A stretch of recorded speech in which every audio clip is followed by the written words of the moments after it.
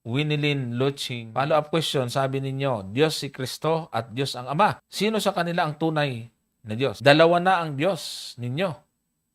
Sa Malakias 2:10, ang Diyos ay iisa. Malabo pa yata sa sabaw ng pusit ang doktrina ninyo. In my own opinion. Salamat at in your own opinion lang naman. Hindi ho malabo sa sabaw ng pusit yan. Dahil nga, kung ikaw ay iglesia ni Kristo, kayo din, dalawa din Diyos nyo eh. Yung Ama at saka yung luklukan ni Kristo. Kasi nga, ipinapaliwanag ninyo na yung Hebreo 1:8 ay ang tamang salin ay Diyos ang iyong luklukan. Di dalawa din ang Diyos nyo. Ang advantage nga lang namin, yung Ama at si Kristo. Kinikilala namin parehong Diyos. Pero yung sa inyo, isang Ama at isang luklukan. Pangalawang Diyos nyo, luklukan. Mas kawawa. Mas mahirap yata yon. So, kapatid, sige, bibigay ko kay Brother Gomer. Hindi po ganyan ang pag-aaral, hindi po ganyan ang aming theology. Anyways, sasagot lang tayo, Brother Gomer. Paano ba natin sinasabi na bagaman si Kristo ay sinasabi niyang Diyos at Ama ay sinasabi rin Diyos, ay hindi natin tinuturo na dalawa na ang Diyos. Actually, naniniwala din tayo na ang Espiritu ay Diyos. So, tatlo na ba ang Diyos na tinuturo natin? Gusto kong ibigay ang pagkakataon kay Brother Gomer, tsaka ako magdadagdag sa sagot para maintindihan ni Brother ang kapatid ni Luching.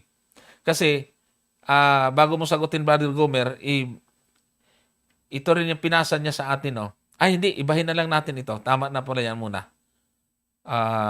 Okay na yan. Yan na muna yung ating kasi iba naman tong kaso na tinatanong niya sa kasunod. Yan na muna, Brother Gomer. Pakisagot. Sige. Dito kasi sa Malakias 2:10, Brother Johnson, sa narinig kong lecture dito ni Pastor Durante, yung God diyan sa 2:10 ay hindi po yan Elohim. No? Yung God po diyan ay kahit tingnan po ninyo, yan po ay El. Singular po talaga siya. At yan po ay makikita natin doon sa unang Korinto 8:6 ay ganun din yung binabanggit na mayroon lang isang Ama, no? Talaga namang isa lang po yung Ama. Hindi ba? Nasabi niya, nabuhat sa kanya ang lahat ng mga bagay. Ito ginagamit din nila. Kaso lang, dito kasi sa unang Korinto 8:6, isa lamang naman talaga ang Ama na pinagbuhatan ng lahat ng mga bagay. At ang ating Panginoon ay ganun din. Na ang sabi niya, sa pamamagitan naman niya ang lahat ng bagay. So makikita po natin dito, kaya yung nagiging problema talaga nila dito, Brother Johnson, doon sa pagbibilang. Doon sa number na binanggit. Oo, doon sa pagbibilang. Ngayon, sabi ko nga, ay kung babasahin natin itong Mateo 19, parsinin po ninyo kung sa bilangan ang talagang magpapaka-stricto tayo sa bilang, ay pati ang ating Panginoong Hesukristo ay didibatihin talaga nitong mga ito, Brother Johnson. Kasi ang sabi ng ating Panginoon dito sa 19:5 ng Mateo. Mateo 19, talatang 5. Sabi niya rito, at sinabi, dahil dito iiwan ng lalaki ang kanyang ama at ina at makikisama sa kanyang asawa. At ang dalawa ay magiging isang laman. Talatang 6. Kaya nga, hindi na sila dalawa. Sabi ng Panginoon, Brother Johnson ang sabi ng Panginoong Jesucristo, hindi na sila dalawa. Ay pero kung itong mga ito ang kausap ng Panginoon, ay mali ka Panginoon, dalawa yan. Hindi ba ganun lalabas? Ay isang lalaki at isang babae yan Ay di dalawa yan? Di mali ang Panginoon kasi sabi niya, hindi na nga sila dalawa. Ay hindi, dalawa yan. Sinong paniniwalaan natin yan, Brother Johnson? Ayaw nila maniwala sa sinabi ng Panginoon. Kaya nga, hindi na sila dalawa, sabi ng Panginoon, kundi isang laman. Ang pinagsama nga ng Diyos ay huwag papaghiwalayin ng tao. Ay kung hindi natin ito tatanggapin, Brother Johnson, na yung mag-asawa ay isang laman at yung Ama, Anak, Espiritu Santo ay isang Diyos, isang Panginoon, ay hindi nga tayo matatapos sa pagtatalo. Yan po talaga yung magiging problema. Kasi kahit naman anong sabihin mo, Brother Johnson, sa akin na itong mag-asawa ay isang laman, ay dalawa talaga ang tingin ko dyan eh. ang tanong, mali ba ang Diyos kasi dalawa ang tingin natin? Yan na nga ang sinasabi ko, Brother Johnson. So, dyan po tayo dapat mag-usap. Ibig sabihin, Ano ba- Brother Gomer, ibig sabihin, dapat maintindihan ho natin, mga kapatid, dapat natin inuunawa, pagka mayroong binanggit sa talata na isa, ano ba ang ibig sabihin ng pagiging isa nila? Yun ho ba ay numerical number o meron pong mas tamang gustong ipakahulugan ang Diyos sa talata? Yun ang maganda doon. Oo. Kasi nung sabihin ng ating Panginoon, halimbawa, Mhm. ako at ang Ama ay iisa. Oh. Eh hindi rin nila matanggap. Hindi rin naman nila matanggap na dalawa yon. Oh, Na mali yon. di ba? Tama din daw yon. Kaya lang, may ligwat. Napag-alakatan ng tupa. Oh, sabi ng Bisaya, may ligwat. Liligwatan nila yan. Para mahilot. Hihilutin nila. Sa pag-aalagaan niya yan. O di, meron din pala silang paniniwala ng pagiging isa. Yun lang nga lang, ay doon lang sa pag-aalaga ng tupa. Pero pagdating doon sa ibang aspeto, hindi na. Ayun. Total naniwala na rin lang sila na sa pag-aalaga ng tupa ay isa. Ba't di pa nila isama yung sinasabi ng Panginoon na pagiging isa nila ng Ama? Kasi, yun na di nga, ba, Brother Johnson. kasi ginagamit din natin, Brother Gomer, yung 17 ng Juan, di ba? Yung mga salitang isa doon. Hindi naman Sabi pag-aalaga ko. ng tupa ang tinutukoy doon. Sige, tuloy mo. Ang sabi naman niya rito sa 17:22, at ang kalwalatian sa akin binigay mo, ay Juan. ibinigay ko sa kanila. Pakita muna natin para makita nila. Yan. Juan 17:22.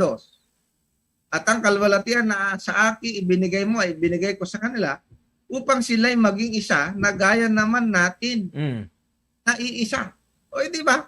So, sila, sabi niya, yung mga alagad maging isa. Diyan sabi na sa talata, Brother Gomer, malinaw. Kung ano ang pagiging isa ni Kristo at ng Ama. Kaya yung salitang ang Diyos ay isa, kasama nga si Kristo doon, pero hindi numerical number ang sinasabi. Tama. Yun po yun. Hindi nagsusulo. At saka, ayun na nga, Brother Johnson, ang magiging problema. Kaya nga, nung sabihin ng ating Panginoong Hesukristo na ako at ang Ama ay iisa. Abay, anong ginawa ng mga Hudyo? Alam natin na itong mga Hudyo, Brother Johnson, ay hindi naniniwala na si Kristo ay Diyos. Tama? O ngayon, nung sabihin ng ating Panginoon na ako at ang Ama ay iisa. Abay, sa talatang 31, sa Juan 10 ito, Brother Johnson. Tuloy natin. Nagsidampot uli ng mga bato ang mga Hudyo upang siya ay batuhin. O kita nyo ha? Sinagot sila ni Jesus, maraming mabubuting gawa na mula sa Ama ang ipinakita ko sa inyo. Alin sa mga gawang iyon ang ibinabato ninyo sa akin? Sinagot siya ng mga Hudyo, hindi dahil sa mabuting gawa ay binabato ka namin. Anong dahilan? Kundi sa pamumuso. At sapagkat ikaw, bagaman ikaw ay tao, nagpapakunwari kang Diyos. O kita mo, nung sabihin kasi ng ating Panginoon, Brother Johnson, na ako at ang Ama ay isa, abay, ang intindi nito mga Hudyo, nagpapakunwari talaga siyang Diyos. Lalabas, hindi talaga Diyos ang paniniwala nila, kundi si Kristo, nagkukunwari na Diyos. Paano niyang sinabi na nagkukunwari siyang Diyos? Ay kasi nga, siya sa Ama eh. Isipin mo, kahit nababasahin mo yung parang ganito, Brother Johnson. Ang Diyos makapangyarihan sa lahat. Tama? Tama. Okay. Ngayon, kung ang Diyos ay makapangyarihan sa lahat at si Kristo ay hindi naman sa makapangyarihan sa lahat. Okay? papaano magkakaroon ng parihas na kapangyarihan yung ama sa pag-aalaga ng tupa, sa pag-aalaga ng anak kung hindi sa Diyos? Nakita po ninyo? Tama. Oh, papaanong maaalagaan na pareho nilang maaalagaan na yung parehong kapangyarihan ang gagamitin nila, Brother Johnson, sa pag-aalaga ng tupa kung si Kristo ay hindi Diyos? Kaya ang sabi niya, ako at ang Ama ay iisa. Bakit? Kasi kung papaano maaalagaan ng Ama yung sa kanyang kapangyarihan yung mga tupa, ganon din maaalagaan ni Kristo sa kanyang pagiging Diyos yung mga tupa. Yan po yung maliwanag na sinasabi po dyan sa talata na yan. Kaya kahit sabihin mong sa pag-aalaga ng tupa yan, abay, sino naman ang makakapantay sa pag-aalaga ng tupa, Brother Johnson? Sa Ama. Tama. Kung lang yung makapangyarihan sa lahat. Yeah. Hindi ba? Oh. Kaya ibig sabihin, kung paano yung pag-aalaga ng Ama sa mga tupa, ganon din yung pag-aalaga ng anak sa mga tupa. Bakit? Ay kasi nga, parehas nga silang Diyos. Yun po yung ibig sabihin niyan. Kaya sabi niya, ako at ang Ama ay iisa. Ayan. Kasi kaya yung pong sinasabi po doon sa binasa natin 17:22 na ang pagiging isa nila ng Ama ay katulad ng pagiging isa ng mga alagad. Ito, lalo ng mahirap ito. 12 ito eh. Pero pagiging isa, katulad ng pagiging isa nila ng Ama. Kaya pag sinabing ang Diyos ay iisa, kung naniniwala ho kayo na ang Ama yon ay hindi po ibig sabihin ay nagsusulo yon. Dahil nga, may statement ang ating Panginoon doon sa Kapitulo 17 pa rin. Pero talata naman nito ay 3. Tingnan nga natin. Sa talatang 3. Na ito ang buhay na walang hanggan. Na ikaw ay makilala nila na iisang Diyos na tunay. Kuma. At siyang iyong sinugo sa makatubagay si Jesucristo. Kaya yung isang Diyos na tunay dyan, mga kapatid, idinugtong yung ating Panginoong Jesucristo. Kaya yung pagiging isa nila dyan, na gaya naman natin na iisa. Sino yung dinadalangin? Mga alagad. So yung pagiging isang Diyos na tunay dyan, palibhasa idinugtong mismo ng ating Panginoon ang kanyang sarili diyan sa salitang yan, malinaw na yun sa isang Diyos na tunay, hindi nga nagsusulo. Yan ho ang maliwanag ho dyan, mga kapatid at mga ginigilo naman namin mga taga-subaybay. Nagkakamali lang po sila, nagkukulang lang po talaga sila ng pagkaintindi doon sa salitang isa. Hindi lahat ng salitang isa sa Biblia ay nagsusulo, mga kapatid.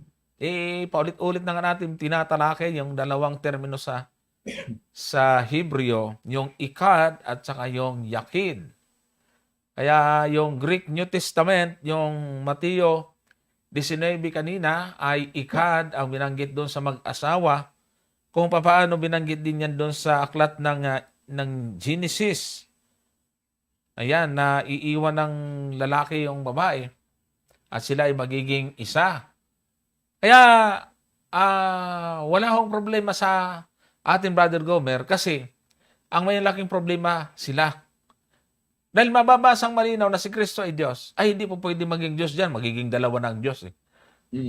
Kasi nga ang problema doon sa salitang isa. Yun talaga ang malaking problema nila. Kaya sabi mo nga kanina, dalawa talaga tingin mo doon sa mag-asawa, tama naman eh. Diba? Kaya dapat naintindihan nila na salitang isa na ikinapit sa Ama, sa Diyos. Kaya nga doon sa Shema, ay never na ginamit yung yakid, no? Yung yakid, ibig sabihin solitary, yung nagsusulo. Muno. Hindi ginamit yan sa Shema. Ang ginamit ay ikad. Nang ibig po sabihin ay hindi nagsusulo, kundi yan composite unity ang ibig pong sabihin yan. Sabi niya pa dito, Brother Gomero, sabi ni Jesus, Juan 20:17, aakyat ako sa aking Ama at inyong Ama, sa aking Diyos at inyong Diyos. Nagtanong siya rito, paano ninyo sasalungahin ang mga pangungusap na ito ni Kristo at sasabihin siya ay Diyos? Oh. Hmm. Malaking problema talaga sa kanya ito. Pero nauna na ang sagot natin dito. Isipin mo, Brother Johnson, Mm. kung ipinapantay lang ni Kristo yung kanyang sarili dun Mm. sa kanyang alagad, di sana ang sinabi niya na dyan aakyat ako sa ating Diyos. Hindi Mm. niyo ba napansin yan, mga kapatid? Ang Tama. sabi ng Panginoon, aakyat ako sa aking. Kasi Bakit niya kung ginamit yan? tama, yung point of emphasis at saka yung sinusubukan nilang idiin na wala namang dating. Di ba? Ginamit niya yan para patunayan na pareho tayo ni Kristo, may dinodiyos ang Ama. Pero bakit hindi niya ginamit yung ating? Yan eh. Yan po yung dapat ninyong intindihin dyan sa talata na yan. Bakit niya ginamit yung aking ama? Diyan nga nagagalit yung mga Hudyo pag tinatawag niyang sarili niyang ama yung Diyos. Bakit? Kasi para sa mga Hudyo, pag tinawag mo ang Diyos na sarili mong ama, aking ama, sabi niya. Oh. Abay, nakikipantay sa Diyos. Ang tawag niyan, pakikipantay sa Diyos. Kaya nga hindi niya po ginamit yung ating ama. Kasi nga, alam niya yung pagkakaiba nun, Brother Johnson. At hindi ibig sabihin, kaya nga aking Diyos. Of course, ano bang masama kung ginudiyos niya yung kanyang ama? Ay, ama niya nga eh. Hindi ba? Ay, yung ama ay ganun din naman sa anak. Ay, wala namang problema din. Nung sabihin nung ama, doon sa Hebreo 1:8, ay anong sabi nung ama doon sa kanyang anak? Ang iyong luklukan o Diyos. O kaya nga ang ginawa nila dyan, Brother Johnson, sa halip na si Kristo yung Diyos, yung luklukan ang ginawa nilang Diyos. Dalawa rin Diyos nila. Kita mo? May nakausap din ako dyan eh. Hmm. May nakausap ko din ako talagang napaamin din natin na dalawa din yung Diyos nila. Ay kasi tinanong ko sa isa nga talaga ang Diyos eh. Ay pinabilang ko sa Diyos doon sa Juan 1:1. Ilan ang Diyos dyan? Nang pasimula, tinanya natin dito. Naamin din sila na dalawa din Diyos nila eh. Na kinikilala. Sabi doon ng Juan 1:1. Nang pasimula, siya ang berbo. Tinanong ko, sino yung berbo? Yung ama ba yan o hindi? Hindi daw. Ang sumunod, at ang berbo ay sumasa Diyos. Tika lang, doon lang. At ang berbo ay sumasa Diyos at ang berbo ay Diyos. Sabi ko, yung berbo, hindi yan yung ama. Sumasa Diyos yung berbo at ang berbo Diyos. Ilan ang Diyos dyan? Wala siyang choice kundi umamin. Dalawa, isang ama at ang berbo. Kaya lang, yung berbo daw dyan, hindi si Kristo. Lalabas siya, Brother Johnson, tatlo na naman ang Diyos nila. Kasi hindi daw si Kristo yung berbo. Salita lang daw yan. Kaya nga, Diyos salita, Diyos luklukan, saka Diyos ama. Tatlo din ang Diyos nila. Isang ama, isang salita, at isang upuan. Ayan na nga. Yun mas masalimuot namang nangyari ito. Abay, mas tatanggapin ko na, Brother Johnson, na yung ama, saka yung anak, at saka yung espiritu, yun talaga ang tinutukoy ng Biblia na Diyos. Kaysa naman sa ang ama at yung boses na salita at saka isang upuan. Yan na nga eh. Mahirap. Wala silang panalo sa Diyos natin pag gano'n. Kaya nga sabi ko nga, Brother Johnson, hindi matatapos ang debate dyan. Tama. Kasi ang tingin talaga nila sa mag-asawa, dalawang laman yan. Pero sa Diyos, isa lang yan. Yan po yung magiging problema po natin. So, kailangan po natin dyan, magpasakop po tayo sa sinasabi ng Biblia. Huwag po nating paganahin yung sarili nating kaisipan. Kasi kung pagaganahin ko yung sarili kong kaisipan, Brother Johnson, lalabas. Ang ating Panginoong Hesukristo ay medyo hindi magalang sa kanyang ina. Ang tawag niya, babae. Sige, gawin mo yan ngayon, Aber. Tawagin mong babae yung anak, yung nanay mo. Hindi ba lalabas na ikaw ay walang galang? No, tama. Tsaka sabi niya dito sa kanyang huling tanong, paano ninyo sasalungahin ang mga pangungusap na ito ni Kristo at sasabihin siya ay Diyos? Kasi yun ang nababasa sa Biblia. Bago natin basahin yung talata sa Biblia, ang natin kay Luching ay ganito. Bakit kayo ay meron kayong pinapaniwalaan na hindi nyo naiintindihan. O, tingnan nyo po ha, tigas kayo sa pagtutol na hindi Diyos si Kristo kasi magiging dalawa ang Diyos. O ito ngayon, gagamitin natin yung katalatang ginagamit nyo sa unang Korinto 8:6. Tingnan nyo po, na kayo mismo ay pumapayag na kahit sinabing isa, pero hindi talaga isa. O bakit? Sabi diyan, ngunit sa ganang atin ay may isang Diyos lamang, ang Ama, na buhat sa Kanya ang lahat ng mga bagay, at tayo'y sa Kanya at isa lamang Panginoon, si Jesucristo. O ito'y tanggap nila eh. Isa lamang Panginoon. Pero bakit? Yung Ama, kinikilala nyo rin Panginoon, eh isa nga lang Panginoon eh, hindi naman yung Ama eh, kundi si Kristo. Paano ngayon yan, mga kapatid? Kung magpapakistik po kayo doon sa salitang isa, nagsusulo ngayon. Yung salitang isang Panginoon, hindi mo pwedeng gawing Panginoon yung Ama o tawaging Panginoon Ama. Kasi mamamali na sa talata.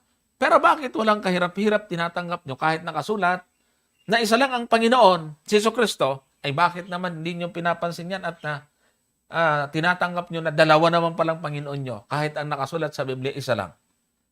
O bakit pagdating sa pagka-Diyos, yung Ama lang ang Diyos kasi sabi dyan, isa lamang ang Diyos ang Ama. At si Kristo hindi pwede maging Diyos. Bakit pagdating sa Panginoon, pwede pala naman maging dalawa kahit isa ang nakasulat? Pagdating sa pagka-Diyos, hindi na po pwede. O yan ang sinasabi natin kanina na pinapaniwalaan yung hindi naiintindihan, Brother Gomer. Correct. So, ayan ho mga kapatid. Yung ating sagot doon kay pangalan nito, Winilyn Luching. Saka, Brother Johnson, madagdag ko na lang ano. Sige. Hindi kailanman kukontrahin ni Kristo yung turo niya. Naman. Oh? Bakit? Bakit po natin nasasabi yan? Ang sabi ng ating Panginoon sa Mateo 4, ang talata ay 10. Tingnan po ninyo ha. Alam na alam ng Panginoon ito eh. Mateo 4 ang talata ay 10. O umpisa na natin sa 9. Ang sabi niya dito, at sinabi niya sa kanya ni Satanas, lahat ng mga bagay na ito ay ibibigay ko sa iyo kung ikaw ay magpapatira pa at sasambahin mo ako. Sabi ni Satanas, Brother Johnson, sa ating Panginoon. Ano ang sagot ng ating Panginoon? Nang magkagayoy, sinabi sa kanya ni Jesus, humayo ka, Satanas, sapagkat nasusulat, sa Panginoon mong Diyos sasamba ka at siya lamang ang iyong paglilingkuran. Alam ng ating Panginoong Jesus, Brother Johnson, na ang dapat lamang sambahin ay ang Diyos at siya lamang ang dapat paglingkuran. Tama? Ngayon, tanong, ay bakit ang ating Panginoong Hesukristo ay wala man lang sa kanya kung sinasamba siya? O alam na alam niya na ang dapat lang sambahin ay tunay na Diyos at siya lang ang paglilingkuran. And then, tatanggap siya ng pagsamba kung hindi naman pala sa tunay na Diyos. Anong klase itong ating Panginoong Hesukristo kung ganon? Hindi ba? So, dapat po maintindihan niyo po yan. The mere fact na tinatanggap ng ating Panginoong Hesukristo ang pagsamba at alam na alam niya na ang dapat lang sambahin ay ang Diyos at siya lang ang paglilingkuran mo, ibig sabihin, Brother Johnson, logically, tinatanggap ng ating Panginoon ang pagsamba, meaning, alam niya na siya ay talagang Diyos, Brother Johnson. Tama. Okay. So,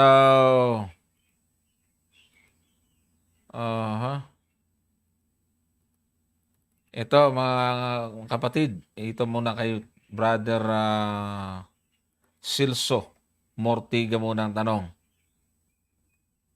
Okay, sabi niya, maitanong ko lang, Bro Johnson, Bro Gomer, mayroon po ba maihalin tulad sa bagong tipan sa panahon ni Kristo, may bautismo at sa lumang tipan, panahon ni Moises, Ano po ang pinakabautismo? Yung paghahalintulad ng bautismo.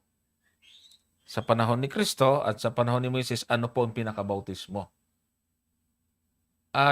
Siguro itong basahin natin to Brother Gomer, yung 10:2 ng unang Korinto. Sige. At lahat ay nangabautismuhan kay Moises sa alapaap at sa dagat. Ayun, yung kanilang pagtawid doon mga kapatid. Ay sabi diyan ay lahat sila ay nangabautismuhan sa alapaap at sa dagat. Ayun po ang mga paraan ng bautismo noon. Sa alapaap at sa dagat ay kung yun lang ang hinahanap ninyo, ayun ang ating maibibigay, Brother Gomer. Oo, Brother Johnson, kasi ito tingnan po ninyo mga kapatid. Noong si Juan Bautista ay nagtuturo, Brother Johnson, nangangaral tungkol sa pagsisisi at siya ay bumabautismo, abay walang kumontra, Brother Johnson, ng mga Pariseo eh. Mhm. Hindi ba? Hindi nila kinontra. Ano yung itinuturo mong bautismo na yan? Hindi ba ganon? Tama. So meaning,